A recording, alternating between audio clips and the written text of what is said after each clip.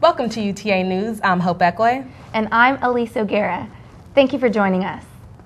Students can choose from a number of options when it comes to college living. There are dorms, off-campus living, and somewhere in between are these apartments. Romy Pickron has the details. I'm standing here in front of the Maverick Place apartment complex, and as you can see, they're working on it right now. However, Centennial Court, UTA's apartment, is right down the street. So, what differentiates the Maverick Place from any other apartment complex? Well, for one thing, Maverick Place is all about luxury living. Free tanning beds. We have state-of-the-art fitness center 24 hours a day for our residents. We have a pool table area, poker tables, different activities for the residents where they can come in and play on the Wii and Xbox 360. Although Maverick Place is an off-campus apartment complex, it is only a quarter mile away from UTA. Management hopes all the student activities offered will bring a more college and family atmosphere to the complex. We'll have resident activities like Taco Tuesdays, Thirsty Thursdays, Weenie Wednesdays, where they can just come down and meet and greet each other and get to know one another. Despite a $25 cap on the electricity bill, rent includes all utilities, including a washer and dryer.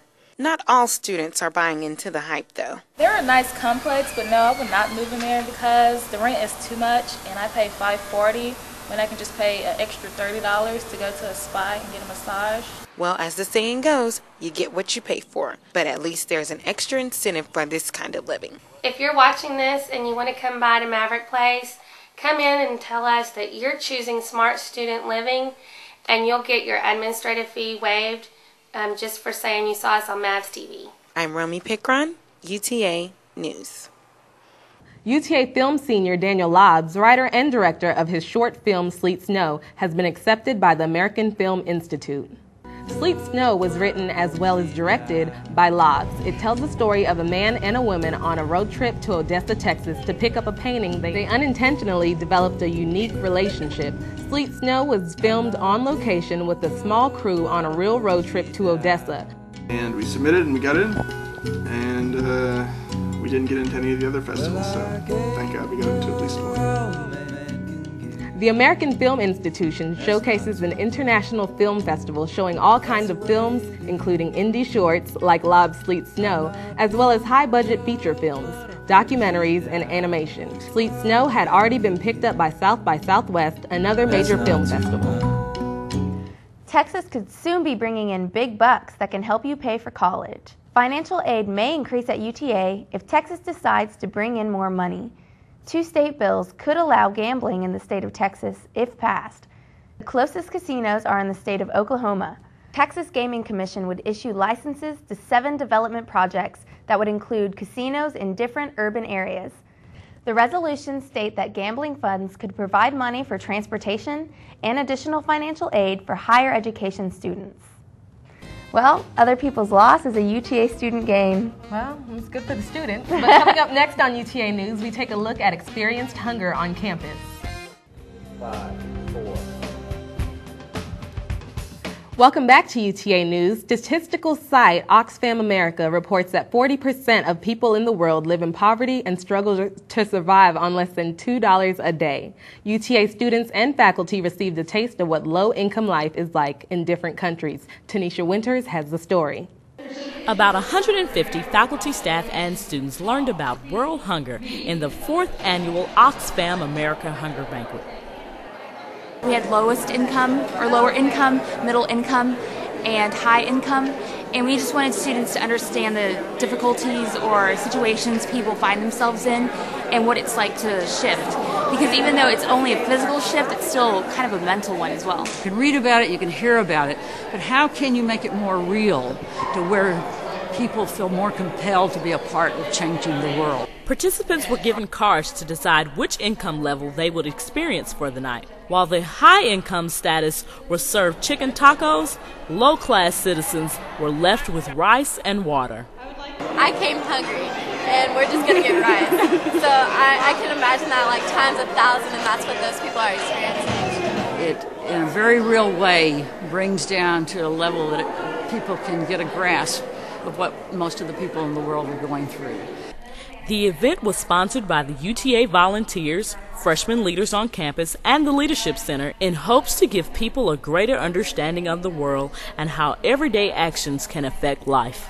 At the end of this event, we just want people to go home with a sense of awareness about poverty in around the world and not just in the community. I am Tanisha Winters, UTA News. Coming up, favoritism, fact or fiction? And we get to talk to a moving map. We'll be right back. Ever felt like you got a bad grade because your professor didn't like you? Our Man on the Street team went to find out what students and teachers feel about this issue. We went around campus to see what students and teachers thought about favoritism here at UTA. Do you feel that there is favoritism at UTA?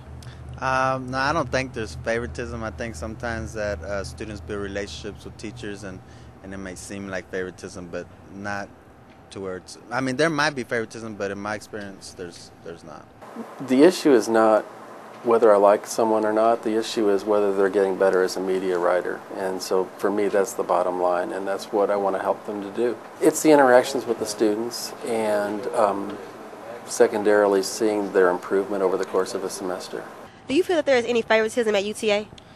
Personally, I haven't really seen much. The teachers might be friendlier towards students who they talk with a lot, but in terms of academics and grades, I haven't really seen any. The bonding process is, to me, a very important part between teaching and learning. Lower if you have a bond with your students. Do you feel that there's been any favoritism at UTA? Not in my classes, but with student governance, I've noticed that fraternities and sororities tend to have it easier than other student organizations. I've never been at a disadvantage, but it's certainly been harder not being a fraternity or sorority when trying to get things done. I've not heard of specific favoritism. Doesn't mean it doesn't happen. Now we go to Julianne Plochet, who's talking to one of our very own Movin' Mavs. I'm here with Anthony Pone, the center for the wheelchair basketball team here at UTA. Thank you so much for coming today. We really appreciate it. Thank you for having me. I appreciate it. No problem. Now, I've got to start off by saying this. Every single time I go to the MAC, I always see your team practicing. I swear you're one of the most hard-working teams we have here at UTA. Now, tell me this. Give us a little insight about your team and why y'all practice so much. Well, we're focused. We're focused on a national championship. Every time we go into the gym, we focus on the championship. That's one thing. Your team is known as one of the best wheelchair basketball teams in the country. You've won 7 national championships. What do you think it is about your team that puts you aside from everyone else? Obviously, it's our work ethic.